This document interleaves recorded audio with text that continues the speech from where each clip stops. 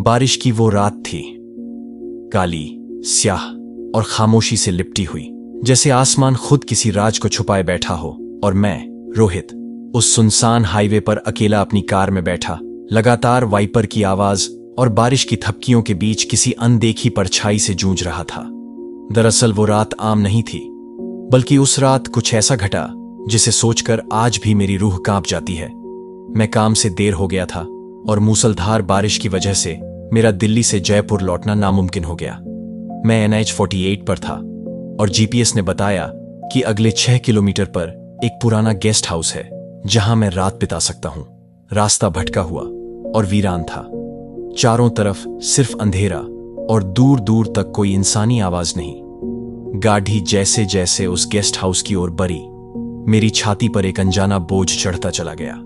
मैं जब उस गेस्ट हाउस के गेट पर पहुंचा तो देखा, बोर्ड पर धुंधले अक्षरों में लिखा था शांति निवास। लेकिन वहां की हालत देखकर कोई भी इसे शांति से जोड़ नहीं सकता था।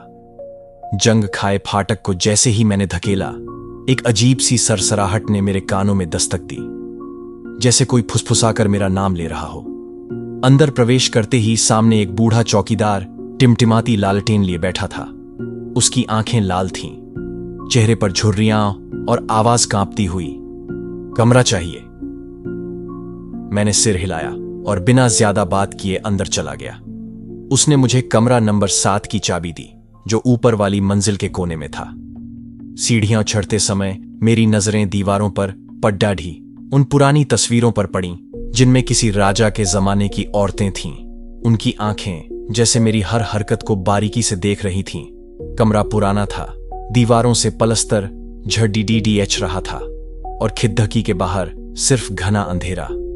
मैं थककर बिस्तर पर लेट गया और तभी बिजली चली गई। पूरे कमरे में सिर्फ मेरी सांसों की आवाज और बाहर बरसती बारिश की धुन थी। मैं गहरी नींद में चला गया, लेकिन शायद उस गेस्ट हाउस की नींद कभी टूटती ही नहीं। रात करीब 2:15 का समय रहा होगा जब अचानक दरवाजे पर 3 बार दस्तक हुई। Talk talk talk. मैं घबरा कर उठा। देखा कोई नहीं था, बाहर गलियारा खाली। मगर जब मैंने वापस दरवाजा बंद किया तो मेरे पीछे किसी के सांस लेने की आवाज आई, ठंडी, भारी और तेज।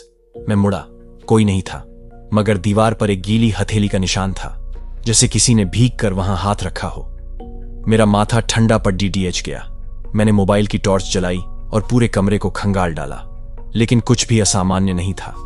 मैं दोबारा लेटने ही वाला था कि बाथरूम से नल की आवाज आई, टप टप टप। लेकिन उस आवाज के साथ एक और धीमा सुर मिला हुआ था, कोई लड़की जैसे धीरे धीरे गुनगुना रही हो। मेरी रूह सिहर गई। मैं धीरे धीरे बाथरूम की तरफ बढ़ा और जैसे ही दरवाजा खोला, अंदर कुछ नहीं था, सिर्फ शीशे पर उभरे हुए शब्द थे, वो लौट आई है। स्विंग। मैं घबरा गया, पसीना पसीना हो गया और उसी समय कमरे की खिड़की खुद ब खुद खुल गई। बारिश की बौछार के साथ एक तेज चीख कमरे में गूंजी, इतनी भयानक कि मेरी चीख भी अंदर ही घुट गई। मैं कमरे से भागने ही वाला था कि दरवाजा जाम हो गया। खिड़की पर अब एक लड़की का चेहरा दिखा, भीगा हुआ, पीला और आंखें इतनी काली मानो उनमें मौत का साया हो। उसने धीमी आवाज में कहा, तू भी नहीं बचेगा। स्विंगल कमरे की दीवार जैसे सिहर उठे। तस्वीरों से निकलाती परछाइयां मेरे चारों तरफ घूमने लगे और हर परछाई के साथ एक फुसफुसाहट थी। हम सब यहीं मरे थे, बारिश की ही एक रट में। तही मुझे एहसास हुआ कि ये गेस्ट हाउस एक पुराना हवेली नुमा कोठा था जहां कभी वेश्यालय चला करता था, और वहां की औरतों को एक रात में मार दिया गया था जब किसी राजा ने उन्हें जिंदा जलवा दिया। मैं उसी राजा की ही औलादों में से एक हूं और इस जगह पर आना मेरे पूर्वजों के पापों का हिसाब चुकाना है। तभी दरवाजा खुद ब खुद खुला और मैं नीचे की तरफ भागा, मगर सीढ़ियों पर वो बूढ़ा चौकीदार खड़ा था। अब उसकी आंखें लाल नहीं, काली हो चुकी थीं और उसने कहा, अब तू भी यहीं रहेगा। उसने मुझे धक्का दिया और मैं सीधे गेस्ट हाउस की दीवार में जा गिरा। पर दीवार सख्त नहीं थी, वो मुझे खींच रही थी अंदर, उन तस्वीरों के बीच। और फिर एकदम सन्नाटा। सुबह जब आंख खुली तो मैं उसी बिस्तर पर था, मगर कमरे में कोई निशान नहीं था, न तस्वीरें, न शीशा, न खून, न वो बूढ़ा चौकीदार। गेस्ट हाउस एकदम खाली था, जैसे कभी था ही नहीं। मैं जैसे तैसे वहां से भागा और रास्ते में एक ढाबे पर रुका। वहां के बुजुर्ग ने बताया कि शांति निवास पिछले 30 सालों से बंद है। कोई वहां नहीं जाता क्योंकि कहा जाता है कि बारिश की रातों में वहां मारी गई आत्माएं अपने कातिल को ढूंढती हैं।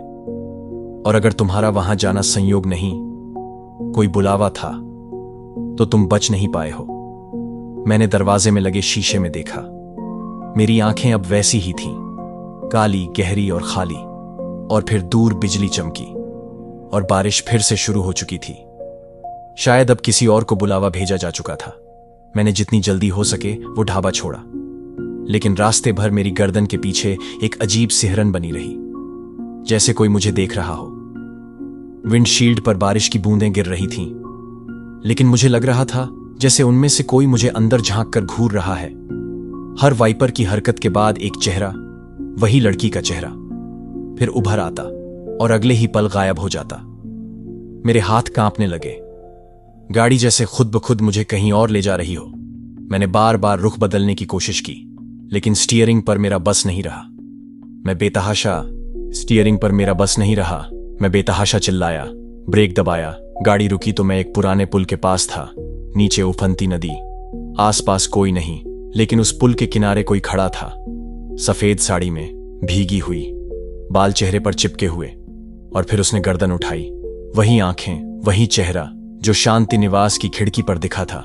मैंने गाड़ी रिवर्स में डाली, लेकिन इंजन बंद हो चुका था। मैं पसीने में भीग चुका था, मेरी सांस अटक रही थी। तभी ड्राइवर साइड की खिड़की पर थपकी पड़ी। मैंने मुड़कर देखा, कोई नहीं, लेकिन शीशे पर वही गीली हथेली का निशान। फिर पीछे की सीट से किसी के रोने की आवाज आई। हमें क्यों मारा? मैंने पलट कर देखा। 4 औरतें बैठी थीं, जली हुई, काली, उनकी आंखों में पानी नहीं, खून था। और फिर एक चीख मेरे कानों के पर्दे फाड़ गई। तू उनकी नस्ल से है, अब तू भी चलेगा। उसी पल मेरा शरीर जैसे सुन्न हो गया। मैं कार से बाहर निकलकर भागने लगा और पीछे से वो लड़की धीमी चाल से मेरी ओर बढ़ने लगी। हर कदम पर जमीन से जलती हुई चीखें उठ रही थीं, जैसे कोई अनदेखा नरक फूट रहा हो। तभी मुझे सामने दूर एक मंदिर की घंटी सुनाई दी। मैं वहीं दौड़ा, अंदर घुसा और पुजारी से कहा, मेरे पीछे कुछ है, कुछ बहुत बुरा। उसने मेरी आंखों में झांका और कहा, बेटा, तेरे साथ कोई नहीं, वो तेरे अंदर है। मैंने खुद को आईने में देखा। मेरी आंखें अब पूरी तरह काली थीं, होंठ नीले और पीठ पर उभरते जलने के निशान। पुजारी ने पीछे हटते हुए कहा, तू इंसान नहीं रहा। और उसने शंख फूंका। पूरे मंदिर में जैसे आग लग गई। चारों तरफ वही औरतें खड़ी थीं। अब की बार उनके चेहरे शांत थे, लेकिन उनमें दर्द और बदला था। वो मेरे चारों ओर घूमने लगीं और एक साथ बोली, अब तू हमेशा हमारे साथ रहेगा। हर बारिश की रात को किसी को बुलाएगा, हमारी तरह एक और आत्मा बनाएगा। उस पल मैंने सब छोड़ दिया। मैं घुटनों के बल गिरा, चिल्लाया, माफ कर दो।